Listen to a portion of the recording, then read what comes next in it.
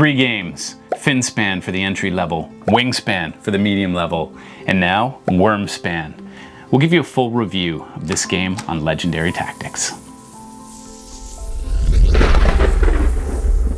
So we've had a chance now to play all 3 of the games. Yes. Finally. Yes. I can say it. Finspan was probably the easiest. Yeah. Wingspan right in the middle. This one was the most challenging. For sure. Absolutely. Yeah. So what we'd like to do in this video is just give you a sense of who this game is for, how it compares, how it's different from the other games, what the basic mechanism changes are. He's our expert in that department. How the theme fits, and then we'll give you our final thoughts in this review. So why don't we begin with, who do you think the game is for? Cax, do you want to start us off in this one? Yeah, this is, I would say, for a little more of an intermediate gamer. This is, you got to be kind of, you know, like committed to like using the rule book where you need to. There's a little more just components and a little more gameplay here than the other 2 for sure in the series. So you're definitely right on there. And it is like for an intermediate gamer. This is one where you could make mistakes quite easily. I think Finspan's pretty straightforward. Yeah. But this one, I know in my first game, I may have been misplaying the cost because it felt so expensive to do anything. Early on, it was like, what? How much do I have to pay to do this? Yeah. And it felt prohibitive that you can't almost do the third action because the cost was just so great. Astronomical. So I think there's a lot of room for error in this game. So you would really need to understand the inside and outs of Wingspan before you tackle this one, in my opinion. And that's what I was just about to say. I think, in my opinion, this is for people who have maybe gotten a bit tired of Wingspan. They're kind of looking for a new level, and they want to have more game. That's right. Yes. Then this is, Wyrmspan is for them, I think. Absolutely. It's also for people who are into like the whole mythical dragon kind of like the realm of that kind of whole mystique. Yes. And I think you can really kind of immerse yourself in that that whole feel. It's interesting though, because when we played Wingspan, I paid attention to, ooh, look at this bird, and it felt like something real. Because all these dragons are made up, I found that I wasn't really looking so much at who was on my board. Like if right now, if you ask me, name 1 dragon on your board.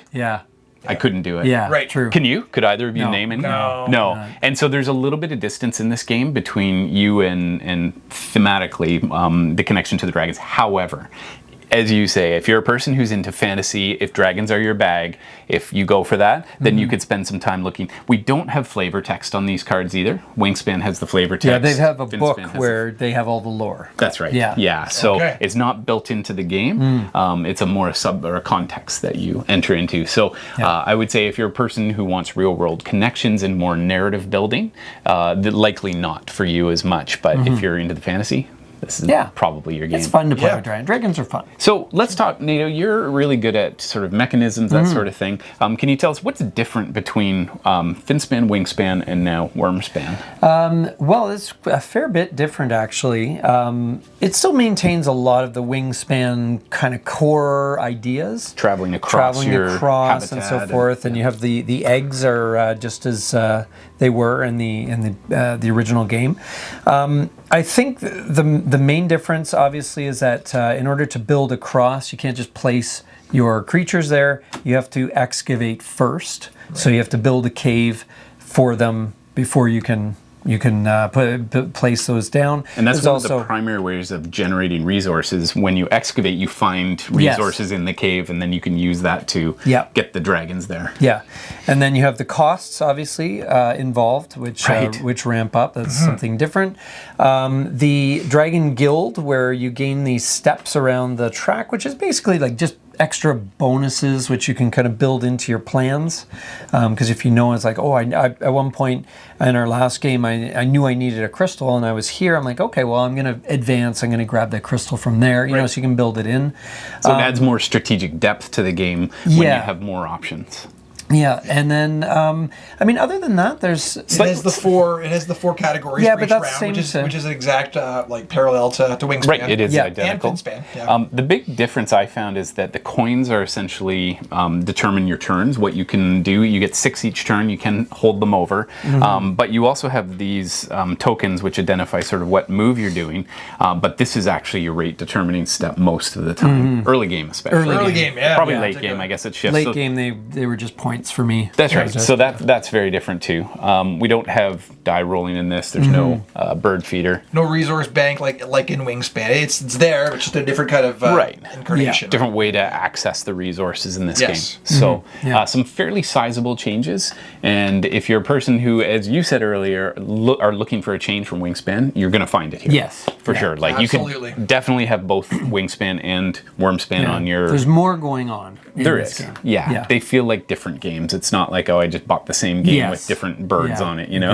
Oh, no. Totally. No. So, I think thematically then, how does this game land? Cax, you're usually our themer, so... Yeah, I think I want to echo what you said, where it was like, I don't really know, like, for me, the dragon theme didn't, it wasn't, like, a necessary component. Like, it could have been any theme, and really, I would have been playing with, you know... Could have been pirates. Could have been pirates, sure. It could have been outer space, and it would have just been all the same kind of, looking at what basically what the card is ability is giving you, right? So it doesn't really that didn't play for me as well. That I think part of that flavor text that wasn't there. Kind of, and there's another, I think, a separate booklet you said, Nato. Yeah, there's a separate booklet which has all the individual descriptions of the dragons. But with the flavor text, do you ever read the flavor text? I know I'm not. No. Flavor text those that reader. might be more interested in it. Yeah. But, I find Cax takes forever on his turn, so while he's puzzling out his move, that's when I entertain myself with the flavor. Yeah, exactly. Yeah. But I mean, as a game, I think the theme holds together. You know, you have to make caves for your dragons. You place your dragons. They have different abilities. You have the resources are meat and gold and things that would interest a dragon. Yeah. And I mean the eggs work, and I mean it does work. The mechanisms apply well from the bird theme to the dragon theme. Yes. We'd like to thank Stonemaier Games for providing us with a review copy of this game. We really appreciate them sending it out so we could give this a try. Make sure you support them. So let's give this our final thoughts now. Nato, why don't you start us off with a mark out of 10 and why you give it that? For me, it was, I would say maybe a 7.5 out of 10. I mean, it's a solid game. I found that of the 3 games, this one felt the tightest. You know, at any given time, maybe it was my play style or whatever, but I never seemed to be working with a ton of resources, never seemed to be working with a ton of dragon cards as options. It was kind of, I had maybe 2 or 3 to choose from. Yes. And the caves as well, it was maybe 2 or 3. So you're resource starved. Resource starved. You really have to, make the best use of everything you have. Everything seems to come down to like getting that one last resource to get this done, and then you got to restart and try and figure out, okay, now what? Not to say that that's bad. It's just comparing to say Wingspan, where you have a wealth of options, and it's really more about optimizing. This one is more about kind of almost survival. It has a feeling of just trying to make something work, and maybe that's true because hey, dragons are more rare than fish, that kind of thing. That's right. Or so birds. thematically it fits, but I found like it was a little less of I don't want to say it's less. It's a different feel for sure. It's not the typical point salad type game which you might expect from this type of Euro game where you're just, no matter what you do, gets you 1,000,000 points. Right. It felt you can very definitely tight. fail. Yeah, it felt very tight. Absolutely. Cax, where do you land on this game? So I'm gonna, and you both know how I feel about tightness of resources. So that is a bit of a drawback for me because I don't like that feeling of like having no money. But you thrive under that. That's where you're at your best. I try to push through. I try to really into it, but it's not my optimal default. Like I like to have that more of that Wingspan feeling. So it's a little lower for me as compared to those two, and so I would give it about a 7. Yep. But, okay. I would play it again. Yes, okay. Yeah. Well, we're right in line. I give it a 7 as well. Yeah. I found that for this game, there was a much more interaction between players, which I liked. Wingspan, I only really paid attention to my own board. With this one, I was like, oh no, he's going to beat me there. And what's he, oh, why? And I always felt like I was falling behind in this. No matter what happened, you guys were like, oh, he's got this awesome engine. He's like, I do this and I get this. And you're cruising along getting all these eggs. And I'm like, oh, I'm so far behind. And so there's a lot of strategic decision making. I would actually disagree with your assessment. I think there's way more decisions in this. There's less to work with, but there's also like everything is that much more valuable. Yes, that I would agree with. Yes, for sure. So a solid game. I think 7 out of 10, not too shabby. And that concludes the review. So thank you for joining us on Legendary Tactics. This is Wyrmspan. Add your comments on what your thoughts and what grade you would give this game. Now get out there. Get gaming. And be legendary.